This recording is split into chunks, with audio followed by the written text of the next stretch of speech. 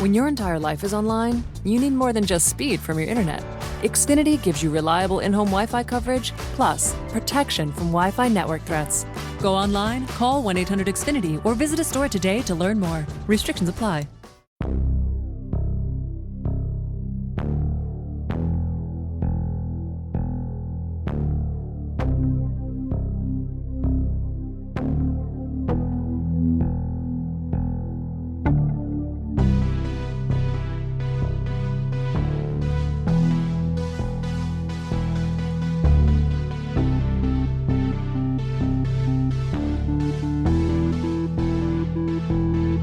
Welcome to State of Fear, where terror is homegrown.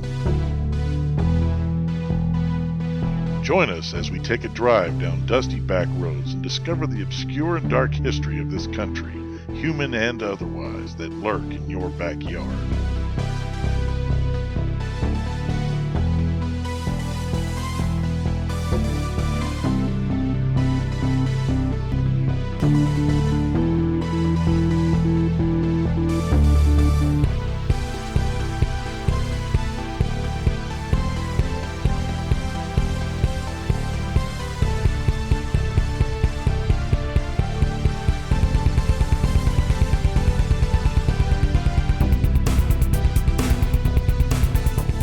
Welcome to State of Fear episode 43, Tennessee. Today we discuss Oklahoma pushing for Bigfoot season. Then we get into another double feature, the White Bluffs Screamer and the Wolfman of Borneo. Fantastic. I'm your host, Chris Davila, and joining me, as always, is the man, the myth, the legend, James Houston Bishop. What's up, man? How you doing, everybody? And what's going on, my brother? How you been? Doing good, man. Doing good. Excited to get into today's story. Excited to hear about this news story that's been all over the internets this past week. So, how you doing? I'm doing good, man. I'm looking forward to getting back out that way, getting back in the studio with you. Hopefully, not too many more of these remote deals here. So, get in there where we can drink some tea, watch some crappy movies, record about some cool stuff, and just have some general fun. Absolutely, man. Yeah, it's I'm hopeful. I'm starting to see light into the tunnel, but we'll get there when we get there, you know. Indeed, sir. By the way, I just want to remind everybody that we do have a new segment on the show called Stoplight Stories. They're quick little, I guess you call them vignettes, little episodes that are usually about 2 minutes. And they're just on different stories that I have read or heard about over the past decades that aren't long enough to make an episode, but still really cool stories that I've read or heard that I wanted to get out there. So they are really fantastic little tidbits. I mean, even for a minute and a half or something, they're actually very riveting, and the stories are extraordinarily cool. Yeah, and that's kind of annoying because I really would like to find out more about them, but there's nothing else about them out there to find. It's just that information that's presented in the episode. But there's 9 of them right now, so they're available anywhere the podcast is. So go check them out. And if you have any suggestions for Stoplight Stories, email them to us at stateoffearpodcast@gmail.com. Don't forget, we also have the Patreon. Yep. Go to patreon.com/stateoffear. Yep. You can get all those there. All the Stoplight Stories are there as well. It's just that they're there as ad-free versions, so you don't have to worry about ads or anything. Yeah. Same with all the episodes; they're all there ad-free, as well as some bonus stuff that we put on there that we don't put anywhere else. So go check that out, and if you want, feel free to donate. It's appreciated.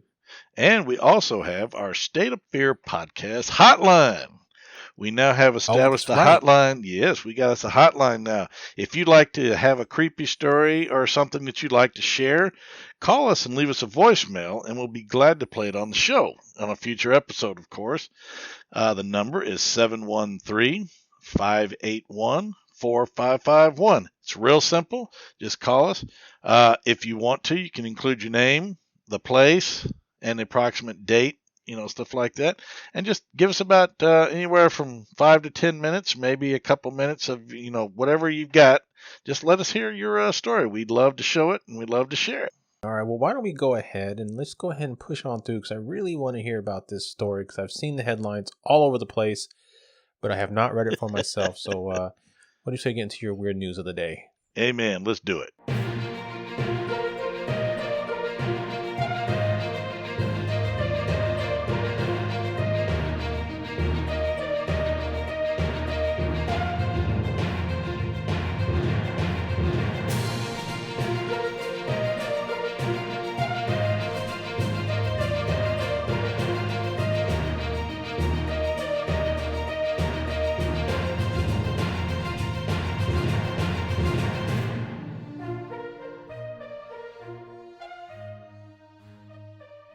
Okay, today we have a story entitled Oklahoma Representative Proposes Bigfoot Hunting Season. Now, this article was written on January 27th of 2021 by a Mr. Matthew Clark. Yeah, seems pretty interesting. A Bigfoot hunting season. Sign me up. Well, people have been doing it for decades anyway, centuries probably, but now they're going to make it legal. This is pretty cool. Another way for them to get more money out to people. Well, let me get into it here.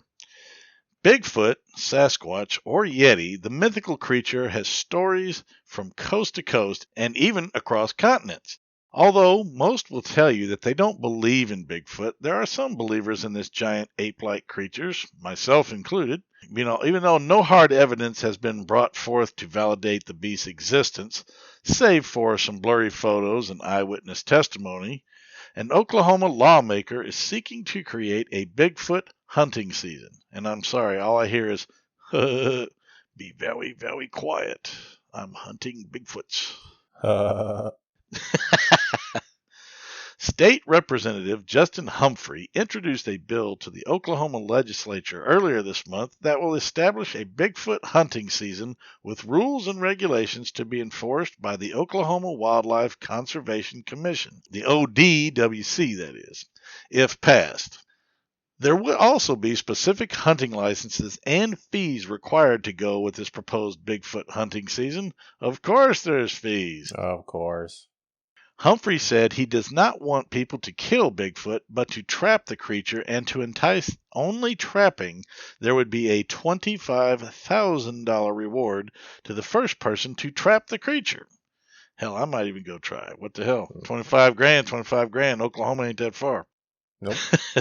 Having a license and tag would give people a way to prove they participated in the hunt. Hey, look here, I got a Bigfoot license.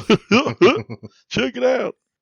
Again, the overall goal is to get people to our area and enjoy the natural beauty and have a great time. And if they find Bigfoot while they're at it, well, hey, that's just an even bigger prize. It just sounds like a big festival is what it would be. So it sounds really cool enough. The hope is that by creating this legislation that there will be an increase in tourism to the state, quote-unquote, revenue.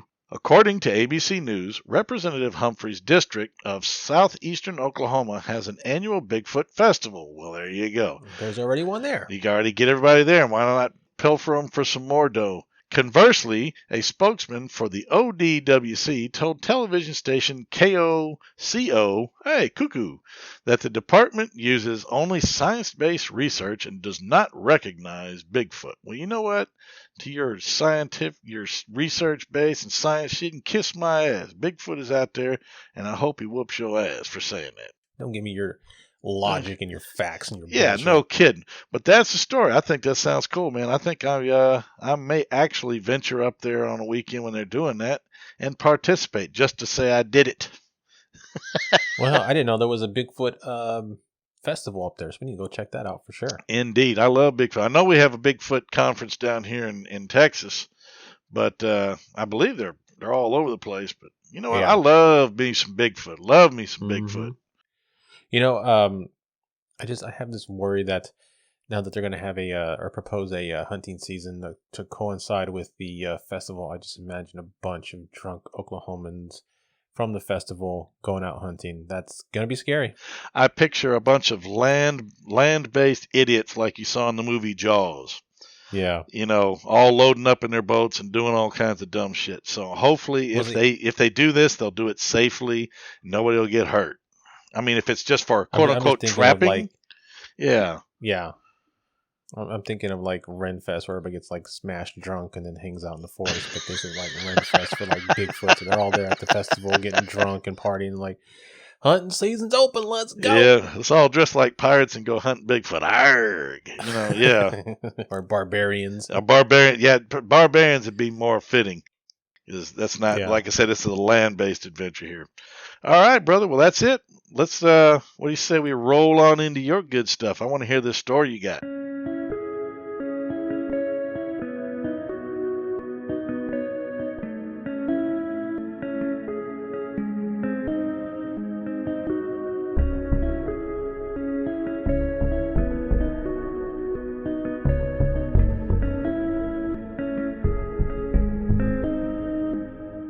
So today's story is about Dickson County, Tennessee. Now, Dickson County is the home to White Bluff, a small town of about 3,000 people, and to the White Bluff Screamer. The White Bluff Screamer haunts the White Bluff area, often terrifying hikers and hunters who stumble upon it. Boogie, boogie, boogie. Now, he's a boogeyman.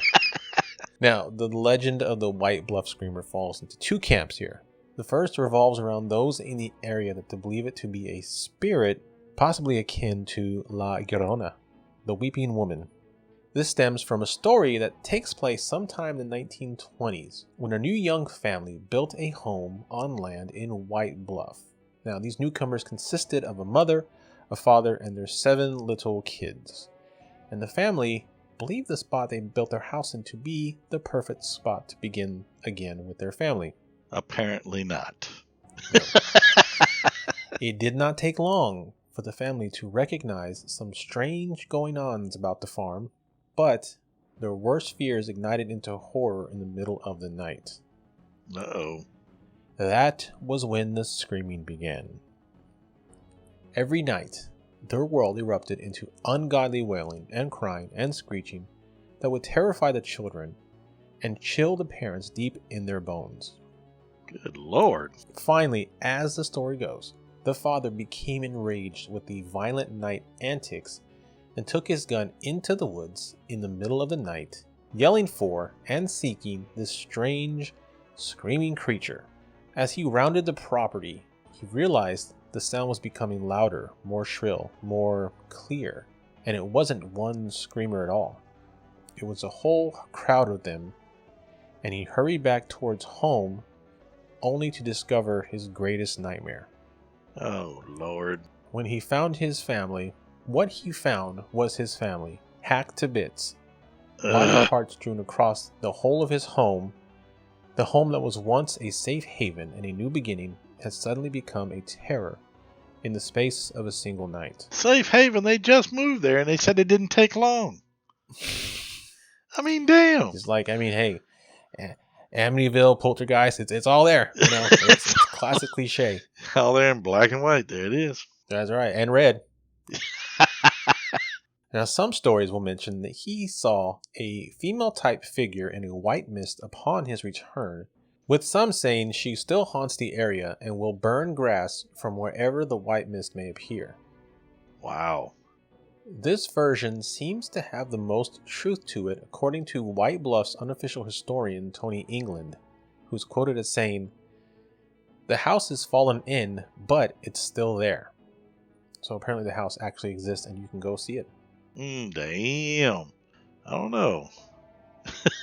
I'd go. I guess I would too, but yeah. Heck yeah, I'm gonna go find this white lady, see if she wants to burn something. Hell yeah.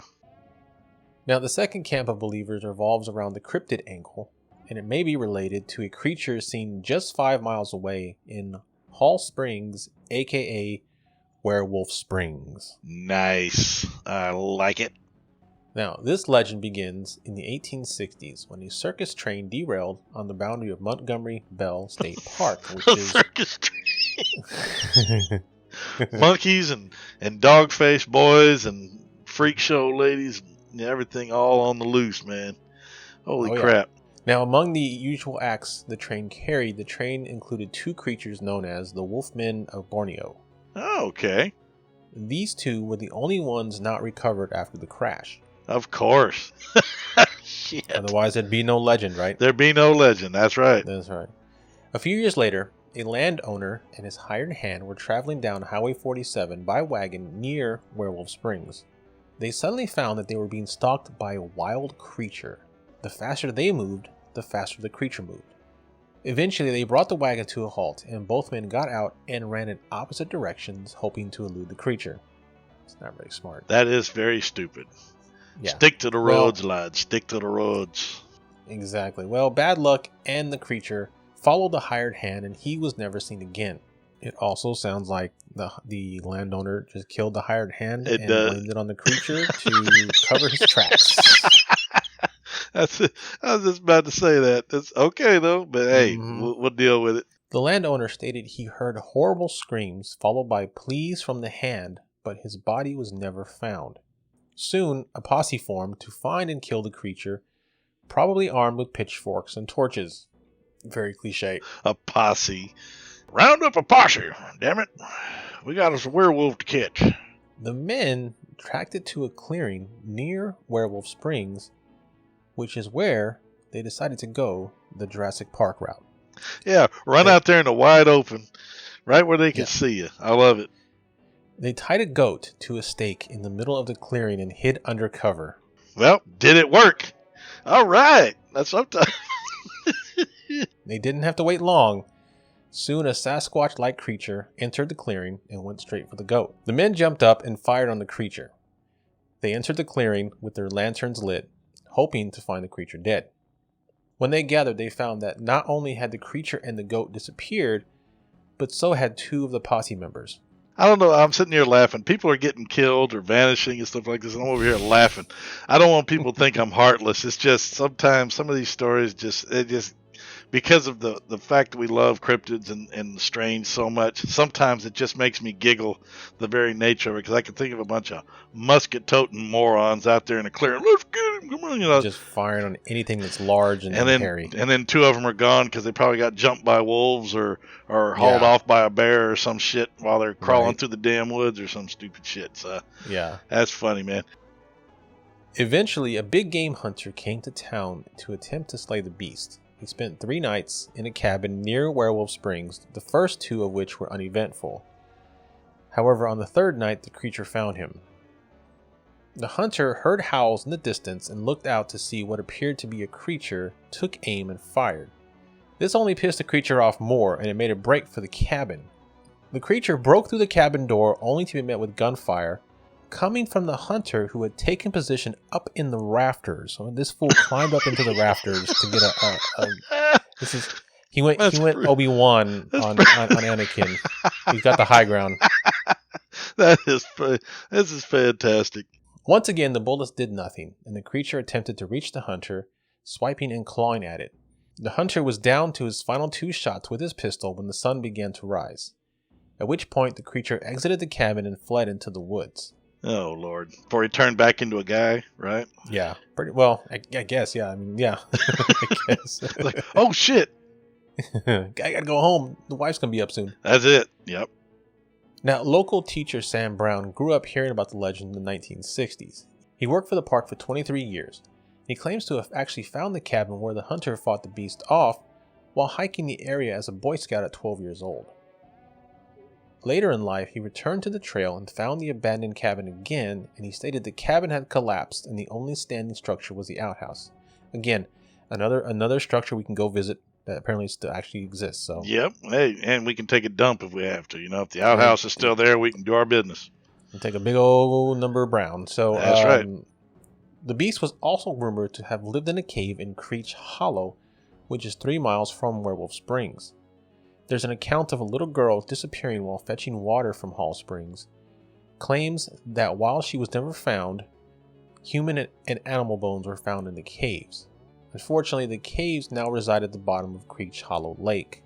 Creech Hollow. It's always Creech Hollow or Critter Hollow or Dead Man's Holler or some shit like that. It's never like Sunshine Bridge or like... Exactly. It's always some gloom and doom shit, but yeah, that's usually labeled by some storytelling or folklore spreading fool.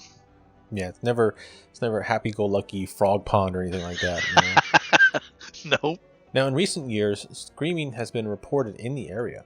Reporter Josh Arntz of the Dixon Herald wrote an article about the legend of Werewolf Springs in 2011. That article ends with a report from a local teacher who heard, quote, the most blood-curdling scream, quote, from a wild animal at about 1 a.m. near the Park Inn on Lake Acorn. Huh. The teacher also reported to have heard, quote, plenty of eerie sounds while walking through the park's woods at night, end quote. Okay, well, stop walking through the damn woods at night. That's exactly what I was going to say. Why the hell you walking through there at night? You know, Yeah. that's like prime time for your ass. You know, you don't go through the woods in the middle of the night. You know, it's pretty stupid. Unless you're with somebody. Maybe you know. Well, yeah. Yeah, I'm going to say, but at least it didn't work out for those two posse members. You know, they were with the group and they were armed, and still two of them still vanished. So I guess it don't matter one way or the other. Yeah, I mean, after the third time, if I keep hearing eerie sounds, then I'm not going to walk in those woods at night anymore. I feel like, I think I'll burn the house down and move. I'm going to leave, I'm okay. I'm okay. Yeah. Modern day drivers and walkers have also had experiences with the strange creature. They all describe the same type of beast. It's usually hunched over, but can stand completely erect if necessary. Often it is found hunting or discovered after the deaths of dogs or calves. Now, let's go over 2 accounts found on AmericanGhostStories.com. Occurrence 1. There was a man who lived on Taylortown Road. He had gone deer hunting earlier in the day and had killed a nice buck. He had gutted him and had him hanging high from a large tree in the back of his home. The guts had been placed in a wash tub and was sitting out near the woods to be disposed of later. That night was rather cool and the man was restless. He grabbed his guitar and was sitting out of his front porch strumming quietly. He was known in the area for having some excellent coon dogs. He had them pinned up behind his house as well. As he sat quietly playing the guitar, an uneasy feeling came over him. Something was wrong, but he couldn't place what it was. He felt a disturbance in the force. He did. He's a Sith, probably. See, country people got the force too now. Oh yeah, they're one with nature. Yes, they are.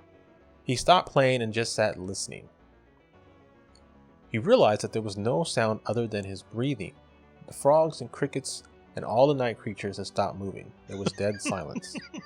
I have actually been in situations like that, and it's actually kind of bone chilling.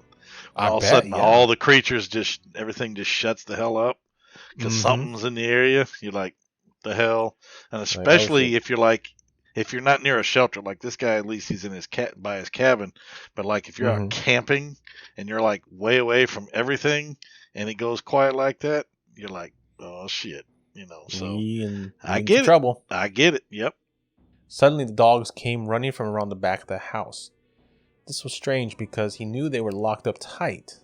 There was no other way they could have gotten out. He laid his guitar beside him and started to get up. Upon further inspection, he saw that his hunting dogs had their tails tucked under their bodies. They were scared. They were hauling ass. Yeah, open the door, open the door, open the door, open the door. They went straight to the opening that leads under the house.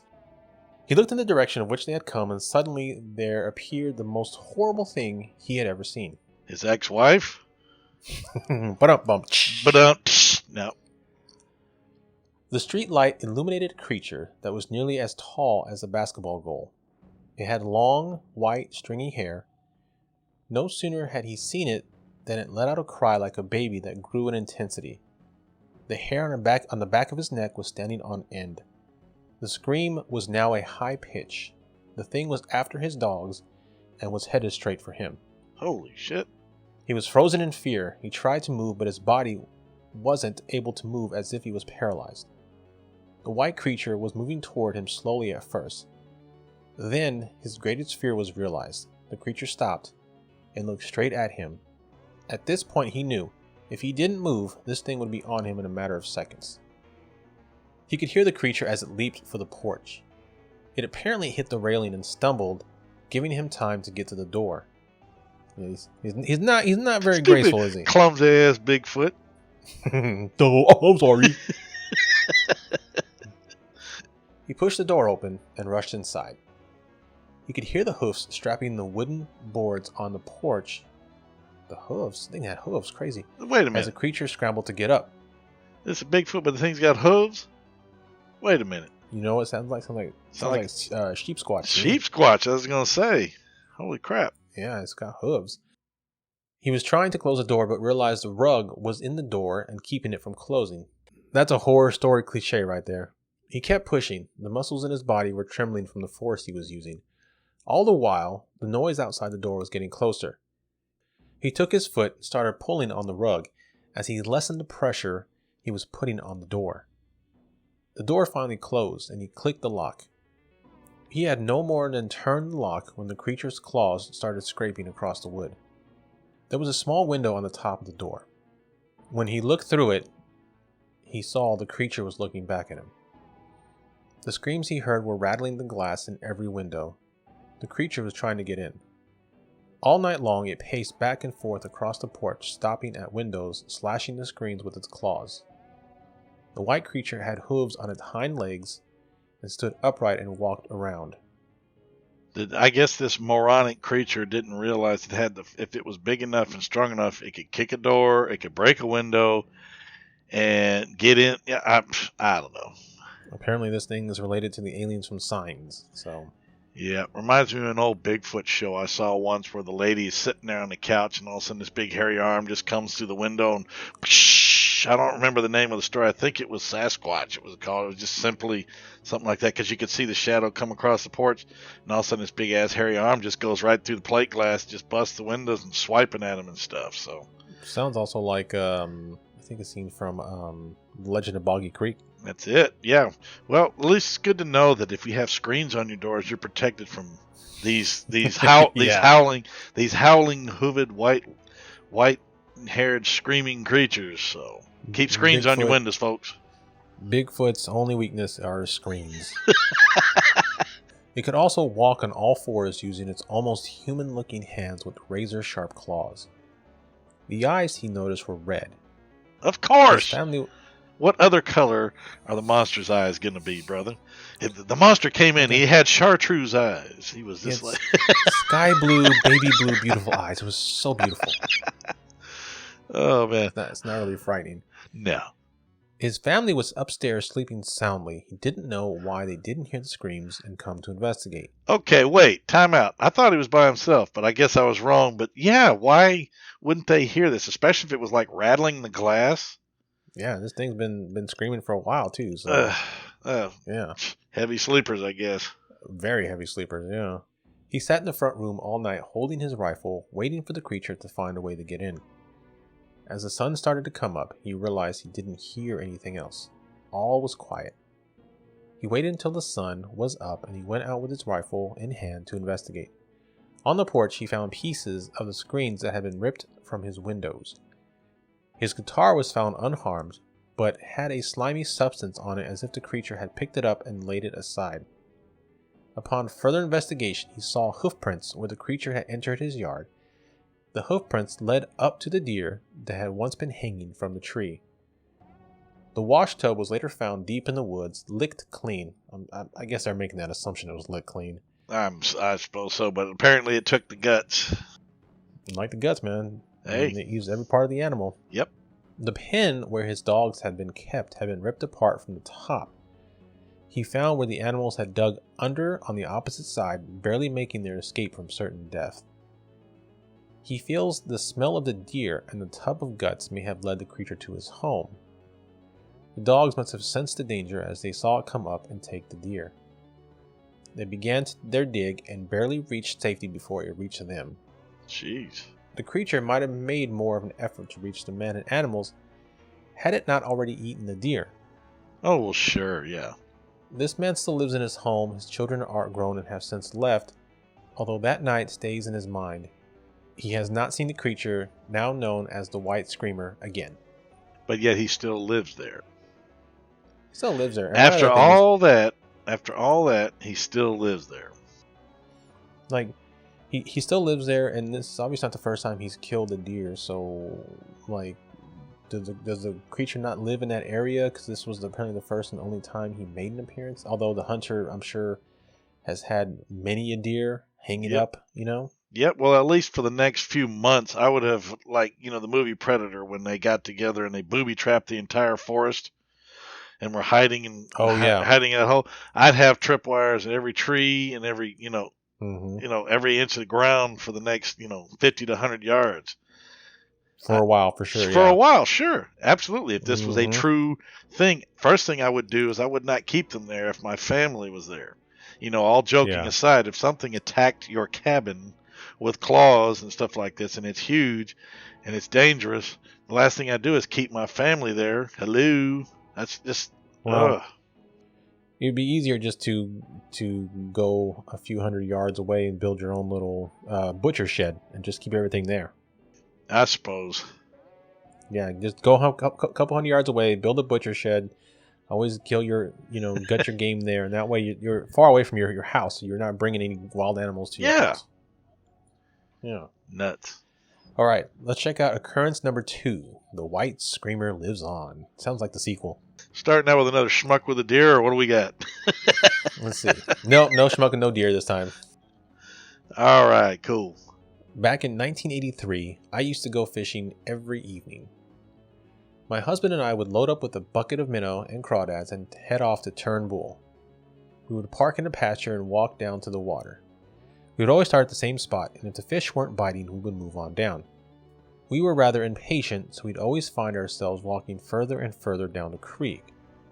One evening, we had gone farther than we had ever gone before. We didn't realize how far we had gone, and it was starting to get dark. I told him we should dump the minnows and head back. He said to hold on as he was getting a bite. I sat down and waited, and sure enough, he was getting a bite all right. The fish bit and ran with the hook, tangling the line in a tree that was hidden under the water. He decided to go in and see if he could untangle the line. I was getting restless, the dark was moving in on us. He told me to relax, we can just follow the water back to the truck. My husband is an excellent swimmer, so I didn't worry about him going into the water. He could hold his breath longer than anyone I had ever known. I sat and watched as he went under to find his line. He came back up for air and went under again. This time, he didn't come back up. Uh-oh. I was starting to panic. As I got up to see if I could see him, he grabbed me from behind. He had swam under the water to a bend in the creek and then climbed out and snuck around behind me. I screamed and told him it wasn't funny.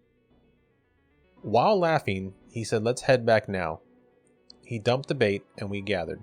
And with that, the legend of the White Bluffs Screamer and the creature Werewolf Spring lives on. Oh. Yeah, so that was a little bit of a comedy one, little joke one, just the wife screaming. Yep. But yeah, so that's the legend of the White Bluff Screamer and the Werewolf of Borneo. Fantastical.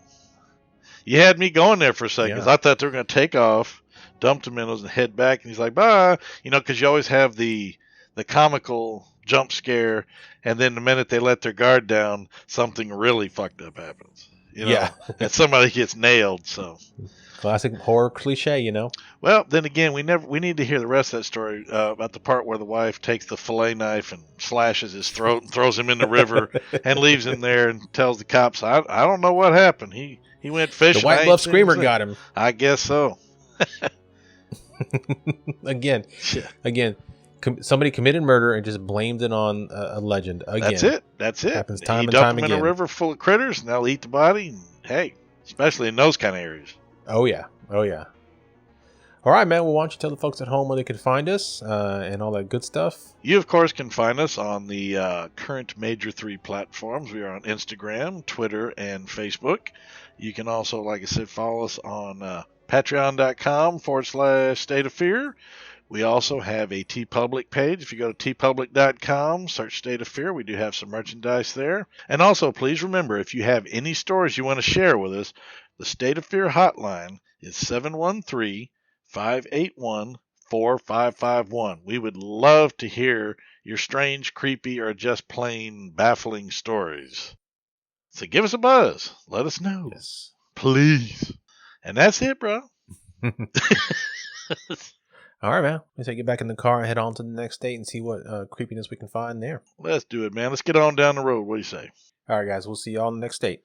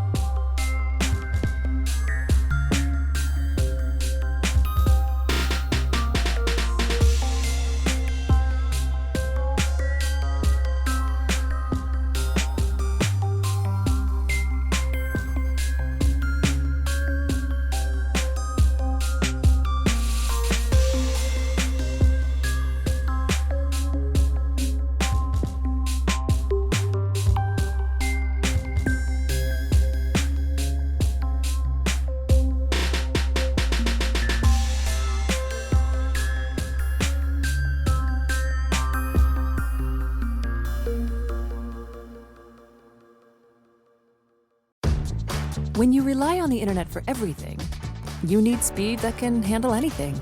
And now, Xfinity delivers Wi-Fi speed faster than a gig. Check out our amazing offers on internet and learn about the latest breakthrough from Xfinity. Wi-Fi speed faster than a gig. That's more than enough speed to power all your devices and then some. Go online, call 1-800-XFINITY, or visit a store today to learn more. Restrictions apply. Gig Wi-Fi requires gig speed and compatible X-Fi gateway. Actual speeds vary and not guaranteed. Want to save 17% on XPS and Alienware computers powered by Intel Core processors? Shop Dell's semi-annual sale now at Dell.com/semi-annual or call 800-BUY-DELL.